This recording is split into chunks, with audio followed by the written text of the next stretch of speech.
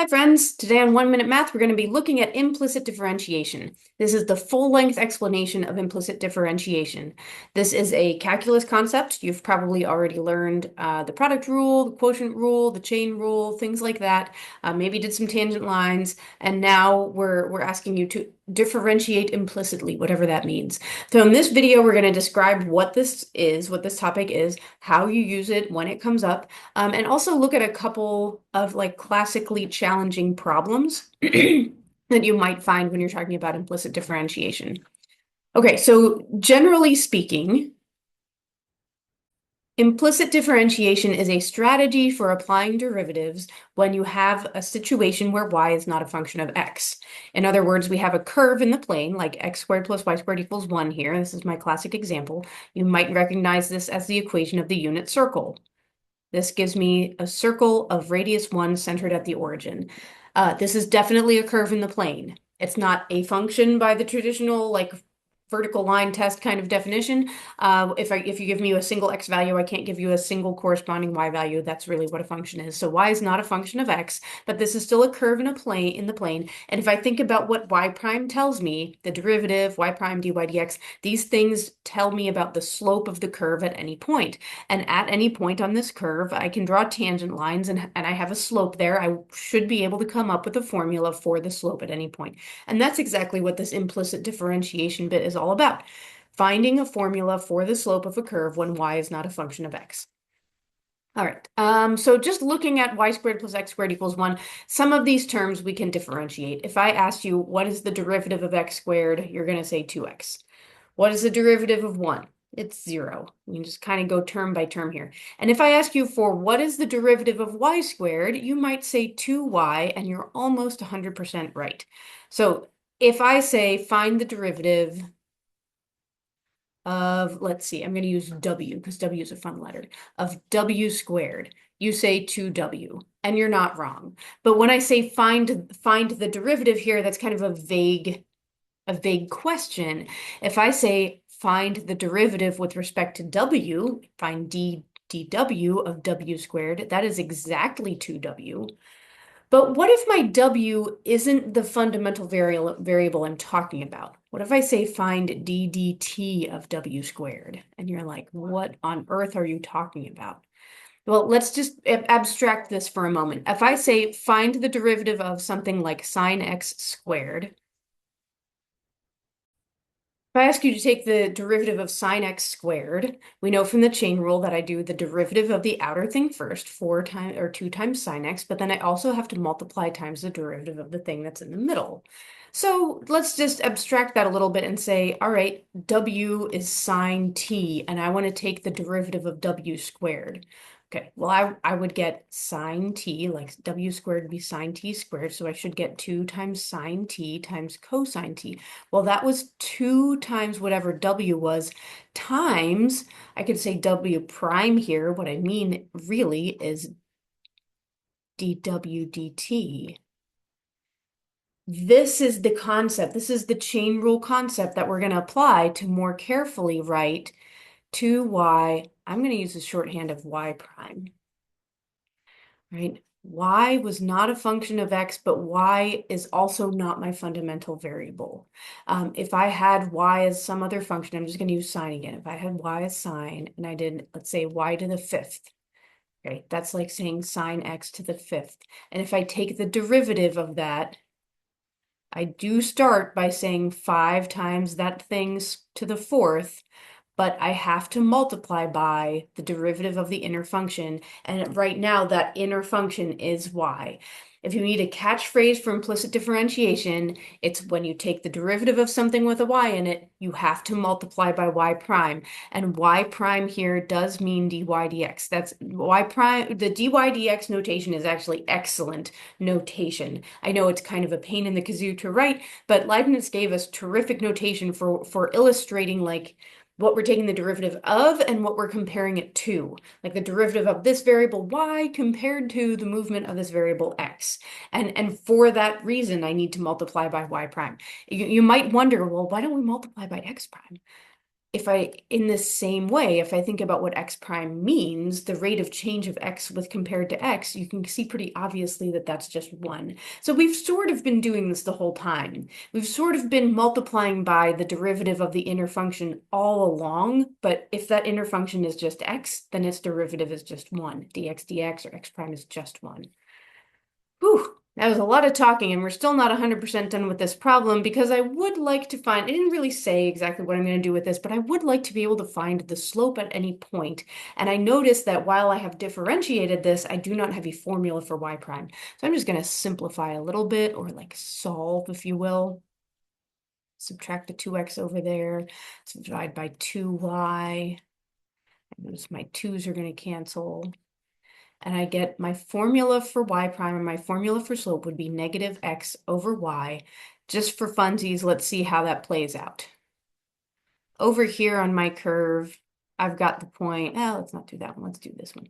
Over here on my curve, I've got the point negative root 3 over 2, comma 1/2.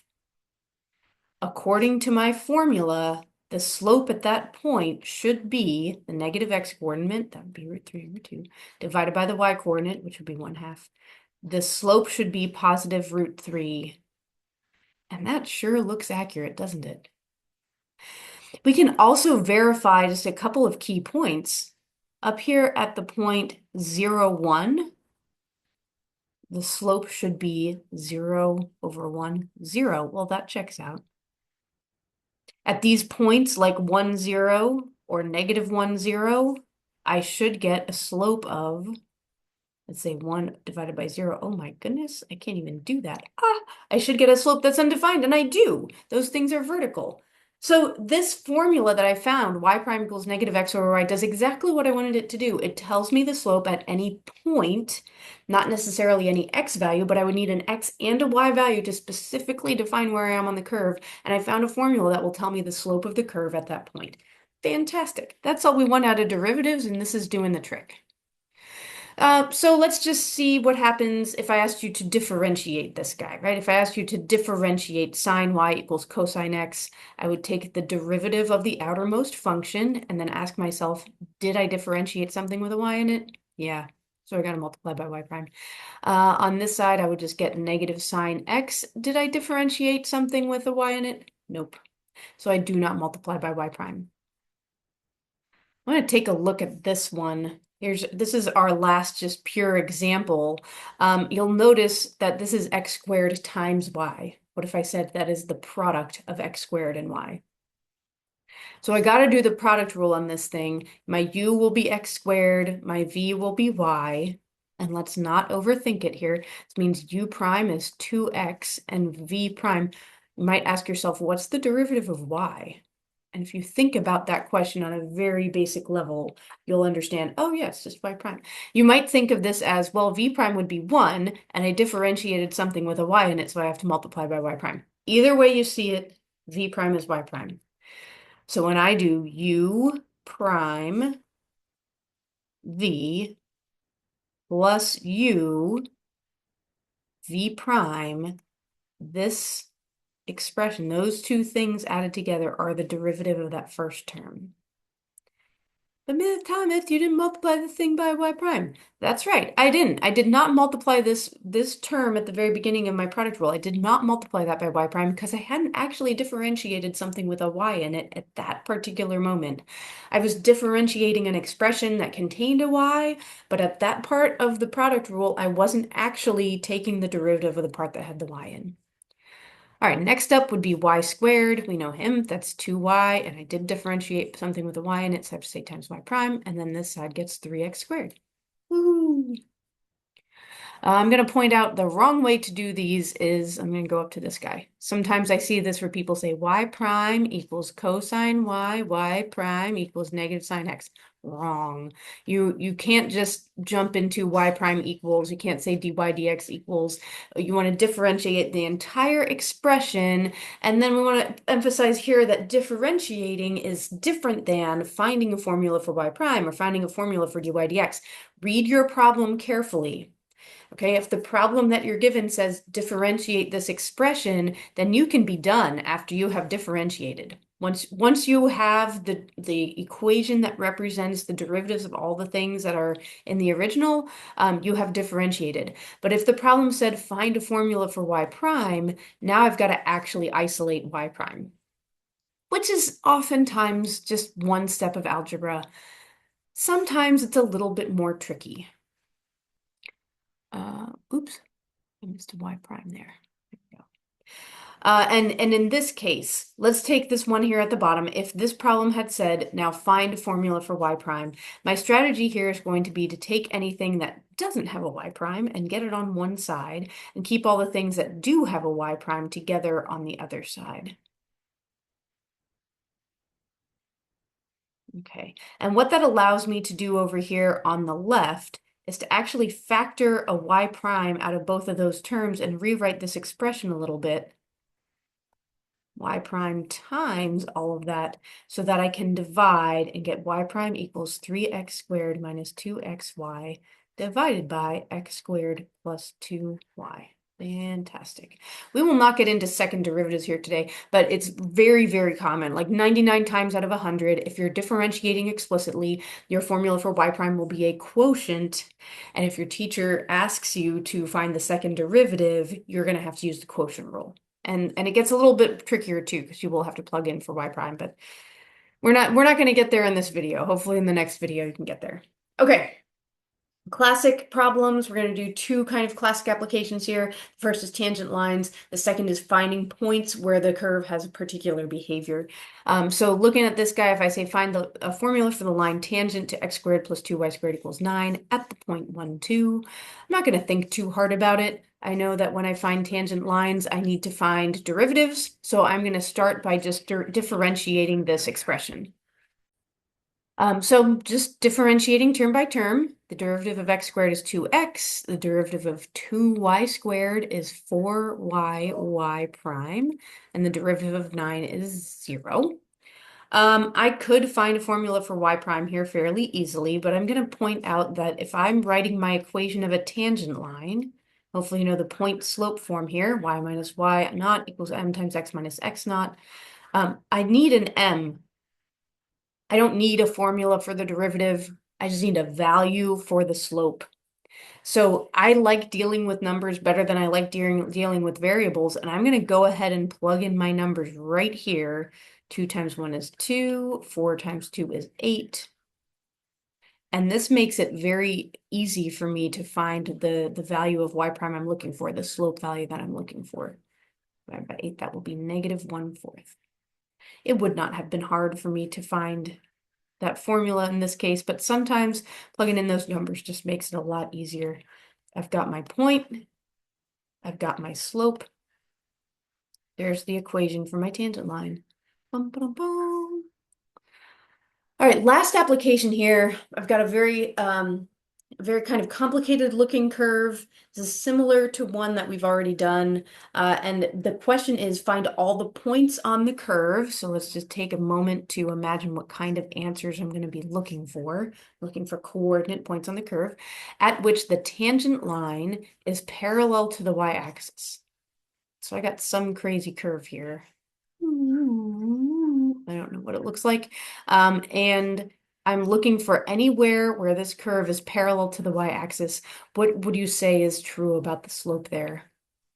And hopefully you see, like I do, that the slope is undefined.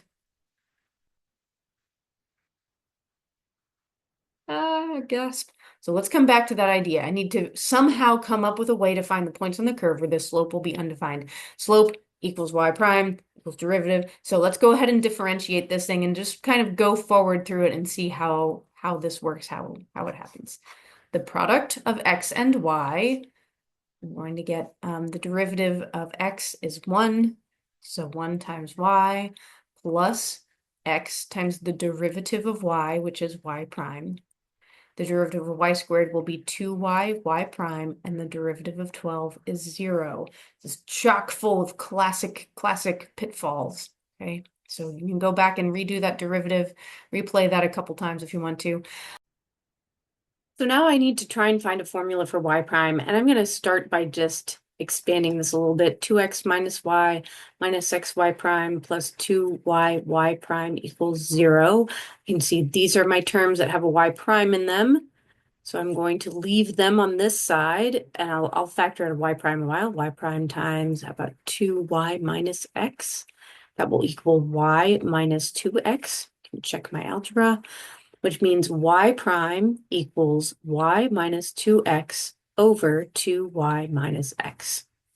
Okay, I've got a formula for y prime. I've already decided I'm looking for somewhere where slope is undefined. I recognize that my y prime is a fraction. And I say, ooh, well, fractions are undefined when the denominator is 0.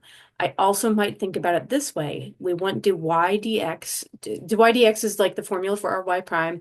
And if I'm looking at a vertical line, that means y is going up and down, but x is not changing at all. Dx is 0. A denominator of 0 makes my slope undefined. Okay, either way I look at this, I want to set 2y minus x to be 0. That is a conclusion I make because I want the curve to be vertical. Woohoo! All right, so I'm making progress here. I could even simplify this to saying 2y equals x. In other words, this curve will be vertical anytime 2y equals x. And you think, oh, well, am I done? No, because the answer I was looking for was points on the curve, an x-coordinate and a y-coordinate, some number, comma, some other number, not 2y equals x, although that's a step in the right direction. So now I'm going to take these two pieces of information together. I have this expression, which describes my curve. Write that down here, x squared minus xy plus y squared equals 12. I've got this expression, 2y equals x, which represents the places where the curve is vertical. And if I combine them, put these things together, everywhere I see an x, I'm going to write 2y.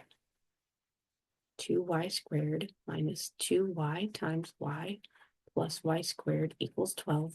This gives me an expression that I could solve for a number. Let's go for it. 4y squared minus 2y squared plus y squared equals 12. All right, 4 minus 2 is 2. 2 plus what is 3? 3y squared equals 12. That means y squared equals 4. That means y equals 2 or negative 2.